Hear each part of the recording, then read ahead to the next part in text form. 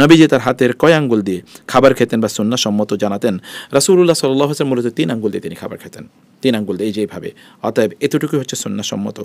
এক ব্যক্তি তার স্ত্রীকে তালাক দিয়ে দিয়েছেন মেসেজের মাধ্যমে, অর্থাৎ মেসেঞ্জারের মাধ্যমে, কিন্তু মেসেঞ্জারের ওই মেসেজ তার স্ত্রীর কাছে পৌঁছার আগেই তিনি এটি ডিলিট করে দিয়েছেন। তাতে তালাক হবে কিনা? হ্যাঁ, তালাক তো দিয়েছেন ব্যক্তি তার স্ত্রীকে জানিয়ে তালাক দিতে হবে, নট নেসেসারিলি তিনি তালাক যদি কাউকে সাক্ষী রেখে তালাক প্রদান করেন অথবা তিনি এমনি তালাক উচ্চারণ করেন, তিনি নিজে এটি সিদ্ধান্ত নিয়ে, তাহলে তিনি যদি সিদ্ধান্ত নিয়ে থাকেন তাহলে এটা তালাক হয়ে যাবে। এখন প্রশ্ন হচ্ছে যে 3 তালাক হবে না 1 তালাক হবে, সেটা তো আবার ভিন্ন মাসালা। আর আমরা বলেই থাকি যে 3 তালাক কেউ দিলেও মূলত 1 তালাকই হবে। আসলে এটি আমরা অধিকতর সমর্থিত এবং মানুষের জন্য সহজ, কারণ আদ-দীন ইউসরুন ওয়ালা ইউশাদ্দাদ-দীন আহাদুন ইল্লা গালাবাহু। রাসূল সাল্লাল্লাহু আলাইহি ওয়াসাল্লাম বলেছেন আল্লাহ তাআলা দিনকে সহজ করে দিয়েছেন, আর কেউ যদি দিনকে কঠিন করতে চায় তাহলে ওই দিন তাকে পরাজিত করবেই। তো সেই কারণে আমরা এটাকে মনে করছি যে জিনিসটাকে আমরা যেন সহজ করে উপস্থাপন করি ইনশাআল্লাহ। আল্লাহ তাআলা আমাদের জন্য সহজ করে দিন, আল্লাহুম্মা আমিন। আচ্ছা, এরপরে আরও কিছু প্রশ্ন আমাদের, যেগুলো আগের কিছু প্রশ্ন আছে, আমরা সোশ্যাল মিডিয়ার প্রশ্নগুলোর উত্তর আর 2 মিনিট পর থেকে আমরা দেওয়া শুরু করবো ইনশাআল্লাহ। আচ্ছা, বলেছেন যে কিছুদিন আগে আমার স্বামী ইন্তেকাল করেছেন। তিনি যে বাড়িতে থাকতেন এবং যে ঘরে থাকতেন, আমি যদি সেই ঘরে না থেকে বাড়িতে অন্য কোনো ঘরে থাকি তাহলে কোনো সমস্যা হবে কিনা? অথবা যদি আমি স্বামীর বাড়িতে না থেকে যদি আমার বাবার বাড়িতে চলে আসি, কারণ সেখানে হিজাব এবং সিকিউরিটি প্রবলেম আছে, অথবা সেখানে আমি কমফোর্ট ফিল করছি না, তাহলে কোনো সমস্যা হবে কিনা? দেখুন, আপনি যদি আপনার স্বামীর বাড়িতে থাকেন, তাহলে স্বামীর বাড়িতে যদি আপনি এমন হয় যে যেই ঘরে আপনি ছিলেন তার 2টা ঘর আছে, স্বামী সহ যে ঘরে থাকতেন, এই ঘরে না থেকে অন্য ঘরে যদি থাকেন আপনার, সেটা যদি আপনার কোনো কল্যাণের বিষয় হয় তাহলে সেটি আপনি থাকতে পারেন, কোনো সমস্যা নাই ইনশাআল্লাহ। আর যদি এমন হয় যে না, সেখানে যেমন ওই বাড়িতে আপনার জন্য থাকাটা আসলে সেখানে আপনাকে দেখার মতো কেউ নাই, এমন কোনো ব্যাপার হতে পারে, অথবা ধরুন সেখানে আপনার সিকিউরিটি প্রবলেম আছে বা আপনি সেখানে হিজাব বা পর্দা মেনটেন করতে পারবেন না, এমন কোনো ব্যাপার থাকলে আপনি তখন কোনো ভালো কোনো আলেমের কাছে বিষয়টা আলোচনা করুন, তার কাছে জিনিসটা আপনি স্পষ্ট করে উপস্থাপন করুন, তখন তিনি আপনাকে পরামর্শ দেবেন। আমরা বলবো যে এমন কোনো সিচুয়েশন আপনি চাইলে আপনার বাবার বাড়িতে গিয়ে আপনি থাকতে পারবেন ইনশাআল্লাহ। আচ্ছা, এরপরের প্রশ্নগুলো আমরা একটু দেখি। আচ্ছা, তারপরে প্রশ্ন হলো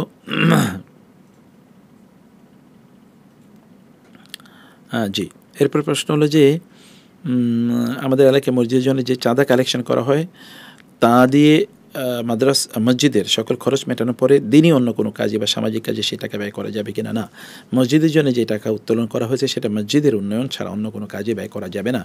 যদি এমন হয় যে মসজিদের উন্নয়নে আর এই টাকা কাজে লাগে না, তাহলে মসজিদ কিন্তু কিছু সোশ্যাল ওয়ার্ক করুন আপনারা। যেমন সেখানে ধরুন মানুষের জন্য প্রচুর সেমিনার অথবা অনেক ধরনের ছোট ছোট কোর্স আপনারা অফার করতে পারেন, অনেক হালাকা সেখানে আয়োজন করতে পারেন, মানুষকে দিনী জ্ঞান প্রদান করা ইত্যাদি আপনারা করতে পারেন। অথবা ধরুন সেখানে দিনী শিক্ষার আসর করতে পারেন, ছোটো বাচ্চাদের জন্য মাকতাব ইত্যাদি পরিচালনা করা, অথবা এখান থেকে কিছু দিনী বই সেগুলো আপনারা বিভিন্ন জায়গায় ছড়িয়ে দিতে পারেন প্রিন্ট করে। আর তা না হলে সেইখান থেকে আপনি কিছু দাতব্য কাজ করুন, যেমন লোকেরা এখানে আসবে এবং লোকেরা আসার পর যে সকল মানে লোকজনের জন্যে দিনই যে কোনো গুরুত্বপূর্ণ কোনো কাজ ইত্যাদি, এগুলোর জন্য আপনি এগুলো ব্যয় করতে পারেন। কিন্তু এর বাইরে অন্য কোনো কাজে, মসজিদের সাথে সংশ্লিষ্ট না অন্য কোনো কাজে এগুলোকে আপনারা ব্যয় করতে পারবেন না। সেক্ষেত্রে যদি এমন হয় যে মসজিদের আর কোনো কাজে লাগছে না কিন্তু প্রচুর টাকা উঠছে, তাহলে আপনারা বলবেন যে আমাদের মসজিদে কোনো দান করার প্রয়োজন নেই, আপনার অন্য মসজিদে যেখানে প্রয়োজন আছে সেরকম কোনো মসজিদে আপনারা দান করুন, এগুলো আপনারা বলে দেবেন। তো এটাই তো আমাদের জন্যে উত্তম এবং আমাদের জন্য কল্যাণের বহিঃপ্রকাশ। আল্লাহ সুবহানাহু ওয়া তাআলা আমাদেরকে বোঝার তৌফিক দান করুন, আল্লাহুম্মা আমিন। আচ্ছা, এরপরে এখানে আমাদের যেই অনেকগুলো প্রশ্ন এসছে তা আমরা একটু দেখি।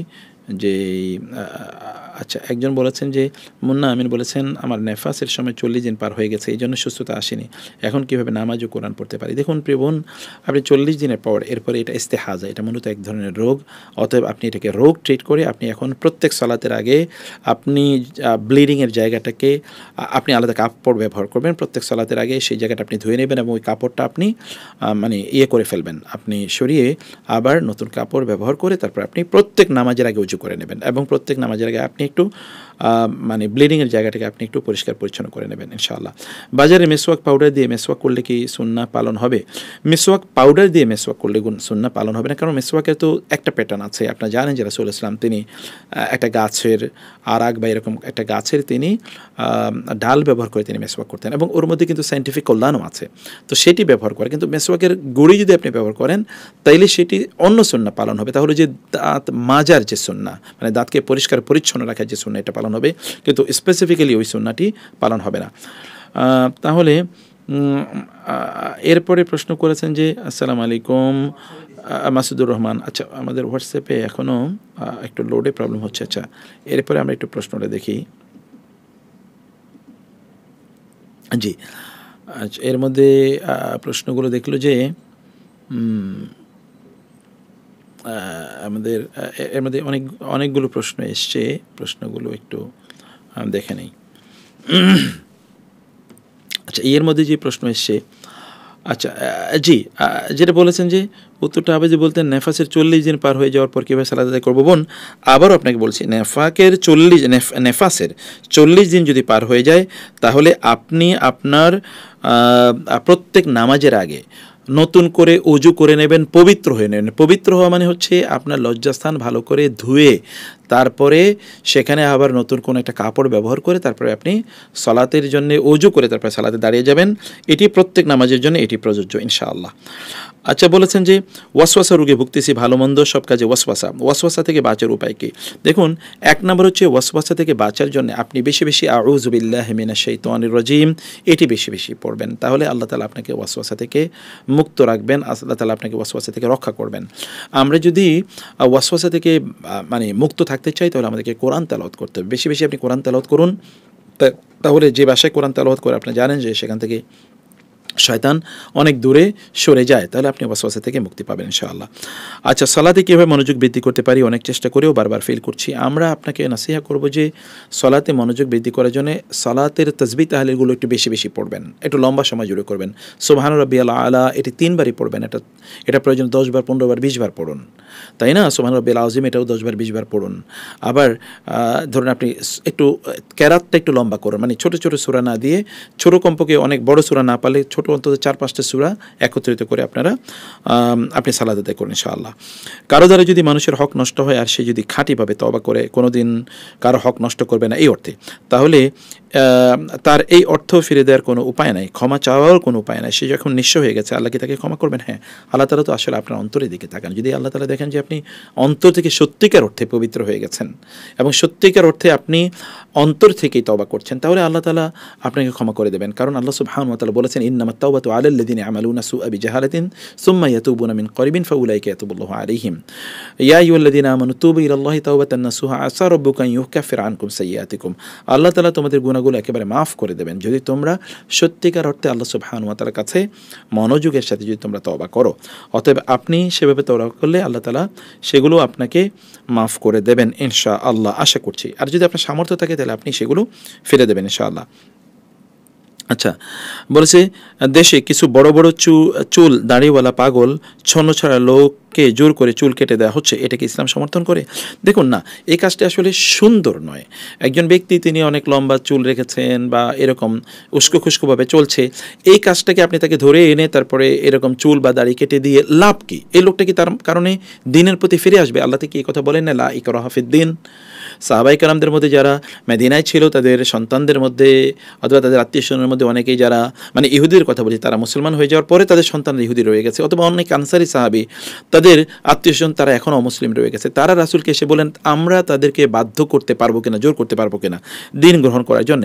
আল্লাহ তাআলা কোরআনে আয়াত নাজিল করে দিলেন, লা ইকরাহা ফিদ্দিন ক্বাদ তাবায়্যানার রুশদু মিনাল গাই ফামান ইয়াকফুর বিত-তাগুতি ওয়া ইউমিন বিল্লাহ ফাকাদ ইসতামসাকা বিল উরওয়াতিল উসকা। তাই না? দিনের মধ্যে কোনো জোর জবরদস্তি নেই, এই কারণে কোনো জোর জবরদস্তি করবেন না অনুগ্রহ করে। আপনারা এটা করবেন না, এটা একটা রং মেসেজ মানুষের কাছে পৌঁছাচ্ছেন। এই ব্যক্তি তো দিন প্র্যাকটিস করবেন, আপনি তার চুল কেটে দিয়ে লাভ কি? তাহলে যেটা করতে হবে তাদেরকে বুঝান, দাওয়াত এরকম না। নবী রাসূলের দাওয়াত কি? নবী রাসূলরা বাধ্য করেননি, তারা কেবল মানুষকে উদউ ইলা সাবিলি রাব্বিকা বিল হিকমাতি ওয়াল মাউইজাতিল হাসানা। আর আপনারা যারা এই কাজগুলো করছেন, মানুষকে ধরে তারপরে তার দাড়ি মানে চুল কেটে দিচ্ছেন অথবা ইত্যাদি ইত্যাদি করছেন, এর মাধ্যমে আপনারা অন্যদের কাছে ইসলামের কী মেসেজ পাঠাচ্ছেন, অথবা অমুসলিমরা তো এটা নিয়ে তারপর ইসলামকে তারা ব্যঙ্গ করছে বা মুসলিমদেরকে তারা ব্যঙ্গ করছে, এটা করবেন না অনুগ্রহ করে। দাওয়াতি মেজাজ নিয়ে কাজ করুন। দেখুন রাসূল সাল্লাল্লাহু আলাইহি ওয়াসাল্লাম কীভাবে দাওয়াতি কাজ করেছেন, সাহাবায়ে কেরামরা কীভাবে দাওয়াতি কাজ করেছেন। Win the hertz of the people, মানুষের অন্তরটা বিজয় করুন, মানুষের কাছে সফটলি দ্বীনের কথাগুলো সুন্দরভাবে মানুষের কাছে উপস্থাপন করুন। ওয়াজাদিলহুম বিল্লাতি হিয়া আহসান, আল্লাহ তাআলা বলেছেন এমনকি আমরা ইহুদি মুশরিকদের সাথে বা কাফের এবং মুশরিক বা আপনার ইহুদি নাসারাদের সাথেও আমরা যখন দ্বীনি দাওয়াত দেব, তখনও যেন আমরা তাদের সাথে উত্তমভাবে এই দাওয়াতি কাজগুলো করি। এটা আপনার মাথায় রাখবেন, অনুগ্রহ করে এর বিপরীত কাজ করবেন না। আচ্ছা, আমাকে বিয়ের উদ্দেশ্যে কোনো নন মাহরাম মেয়ে এর সাথে কথা বলা যাবে কিনা, একজন অন্যজনকে জানার এবং ভালোভাবে চেনার জন্য এবং একটা সময় বিয়ে করার জন্য এরকম করা যাবে কিনা। দেখুন, আপনি যাকে বিয়ে করতে চান তাকে তো আপনি দেখবেনই। রাসূলুল্লাহ সাল্লাল্লাহু আলাইহি ওয়াসাল্লাম বলেছেন ভালো করে দেখো, ফাইন্না ফি আইয়ুলিন আনসারি শাইআ, কারণ আনসারি নারীদের চোখে কিছু সমস্যা আছে, তোমরা ভালো করে দেখেন বিয়ে করো।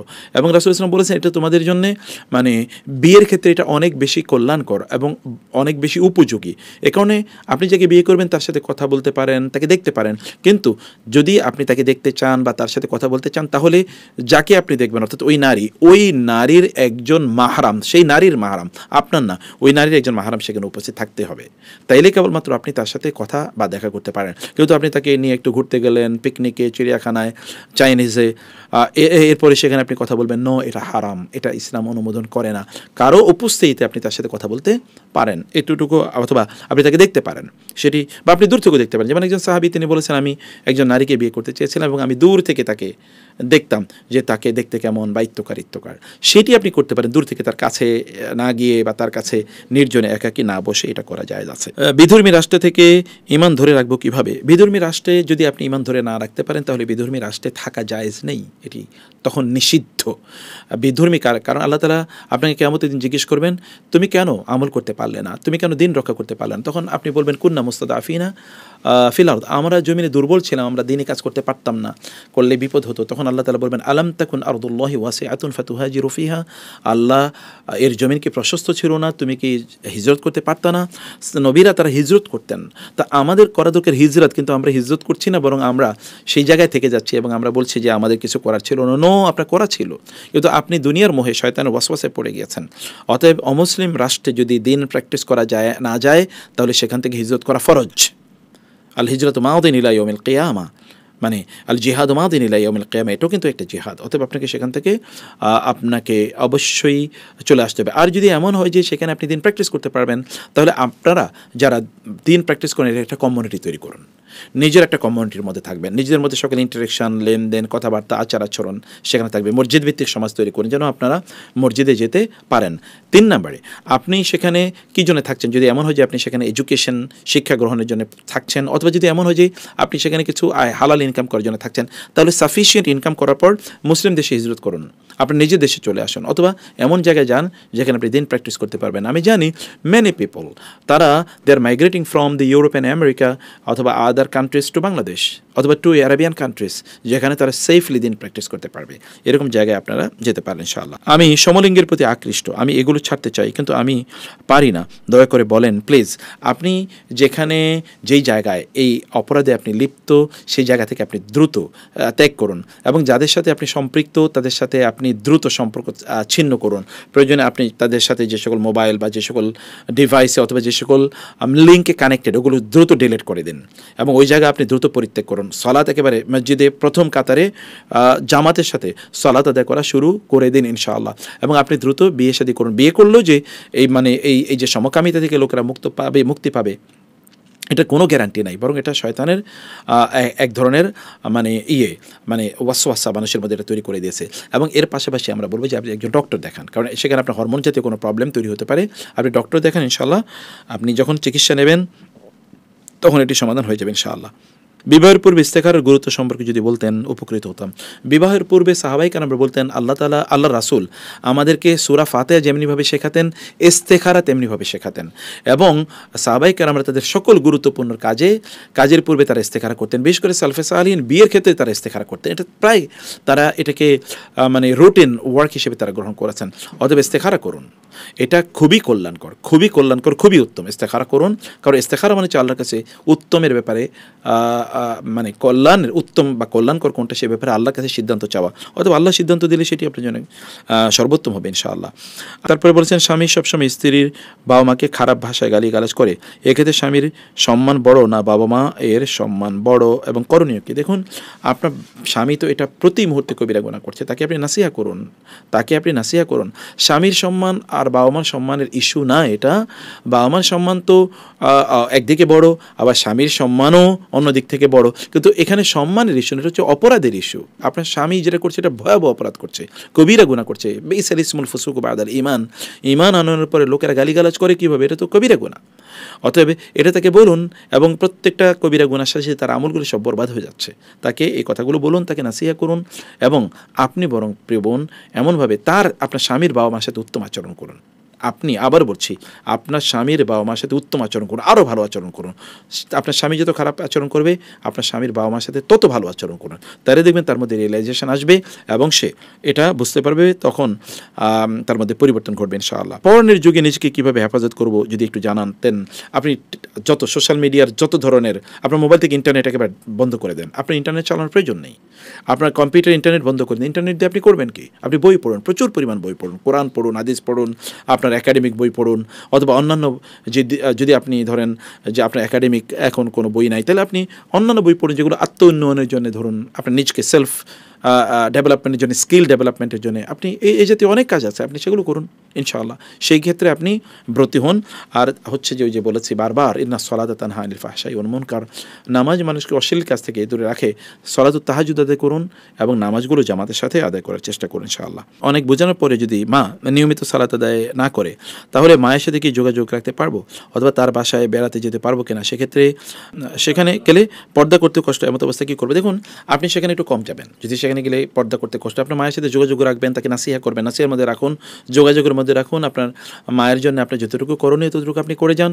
সেখানে যাওয়া আপনার জন্য বাধ্যতামূলক না, আপনি খোঁজ খবর রাখলে হবে, কারণ আপনার তার সেবা করা আপনার জন্য বাধ্যতামূলক না, কারণ সেটা আপনি তো আরেকজনের স্ত্রী, মানে অন্য ঘর আছে, অন্য সংসার আছে আপনার। তো সেক্ষেত্রে আপনি তার জন্য যতটুকু সম্ভব ততটুকু করুন এবং তাকে নাসিহা করতে থাকুন, তার জন্য আল্লাহর কাছে দোয়া করতে থাকুন। তারপরে বলেছেন যে একজন মা যদি অনেক অসুস্থ থাকে, তাহলে কি পেটের বাচ্চাকে নষ্ট করা যাবে কিনা মাকে বাঁচানোর জন্য? যদি মার জীবন এবং মৃত্যুর প্রশ্ন হয়, তাহলে ডক্টরের কাছে যান। যদি দিনদার 3জন ডক্টর যদি আপনাকে বলেন যে দিনদার, যারা দিন বোঝেন এবং যারা দিন প্র্যাকটিস করেন, সত্যিকার অর্থে তারা দিনকে প্রায়োরিটি দেন, শরিয়া তারা বুঝেন, এরকম ডক্টর যদি আপনাকে বলে, তাহলে সেটা আপনি করতে পারেন, আদারওয়াইজ করতে পারবেন না। অনেক বাবা মা আছেন নিজের সন্তানকে তেজ্য পুত্র বলে ঘোষণা করেন। তেজ্য পুত্র বলতে ইসলামের কোনো শরিয়ার আইনের বিধান আছে কি? না, কোনো তেজ্য পুত্র বলতে ইসলামের শরিয়ার কোনো বিধান নাই। অতএব কোনো ব্যক্তিকে, কোনো সন্তানকে এরকম তেজ্য করে দেয়, ইসলামে নিষিদ্ধ।